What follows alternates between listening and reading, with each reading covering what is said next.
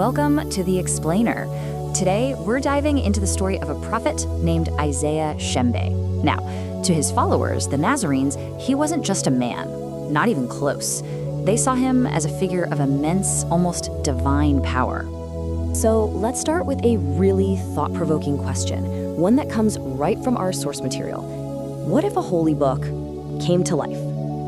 I mean, really think about that. What if all the stories, all the lessons, all the miracles of Scripture were embodied in a single person? And you know what? That's exactly the core belief we're digging into today. This idea that Shembe wasn't just some guy who taught from the Bible.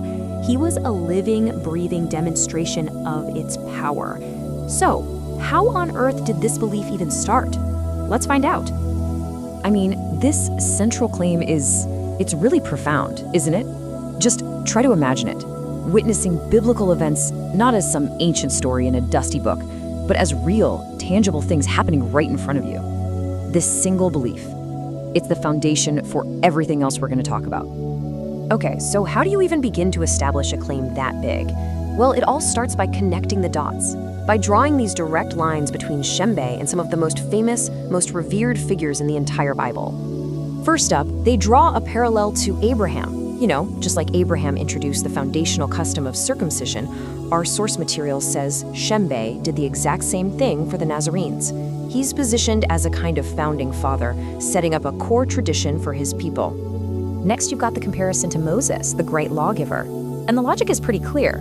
In the same way Moses guided the Israelites, Shembe is said to have given his followers divine instructions on the right way to worship. He's the one leading them down their spiritual path. And it doesn't stop there, not by a long shot. He's also compared to King David, the famous psalmist.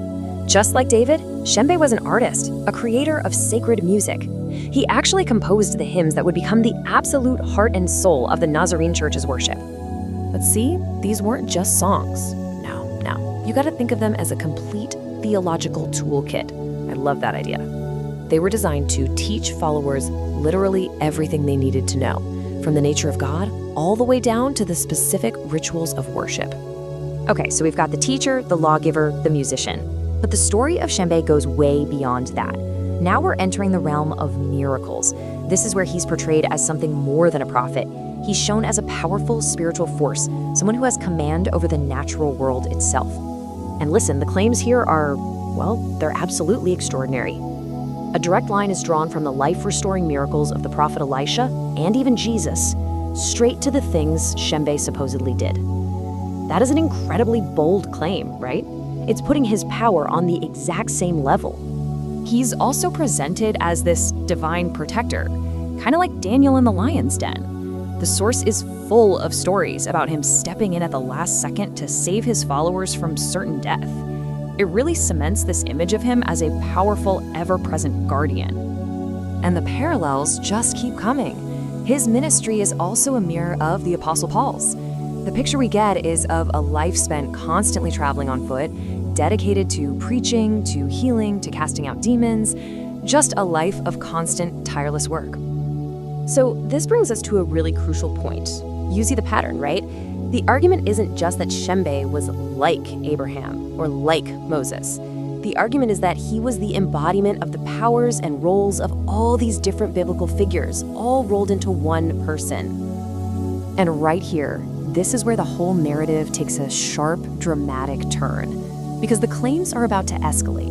We're moving beyond just repeating what prophets did in the past. We're about to hear an argument for a power that is described as totally unique in all of sacred history. And it all hinges on this one critical question. Was Shembe just doing a repeat performance of what other prophets had done? Or was there something more, something completely new about the power he held? And the answer given is a power unlike anything else described in the Bible. It's the ability to be in many places at the same time. The technical term for this is bilocation, literally being physically present in multiple locations at once. Just wow. Now, of course, a claim that big needs some kind of evidence, right? And the source provides it. It talks about Shembe arriving in the spirit in Swaziland. It mentions conversations he had with an angel named Zilili, and it even claims he could provide physical proof of these spiritual journeys to the people who were with him. And here it is. This is the absolute climax of the entire argument. The source makes the explicit claim that this specific power, bilocation, was completely unparalleled. It set Shembe apart from, and in this one single respect, above every single prophet who came before him, even Jesus. Okay, so after all of that, these incredible claims of immense, even unique power, there's one really important question left, isn't there? How did Shembe himself see all this? What was his take on his own abilities? Well, you might be surprised, because despite this portrayal of almost limitless power, Shembe's own perspective was apparently one of deep humility. He never, ever said he was God.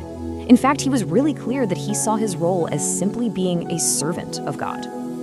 And that's the final, crucial piece of the puzzle. He credited all of his extraordinary abilities to a higher power. He didn't see himself as the master of this power, but as a humble vessel, a channel for the power of Jehovah. And that's where this incredible story leaves us, with this image of a man who didn't just read the Bible, but according to his followers, lived it, and in some ways, maybe even surpassed it. It all brings us to one final, lingering question to think about. When someone's life reflects Scripture that closely, where does the person end and the story begin?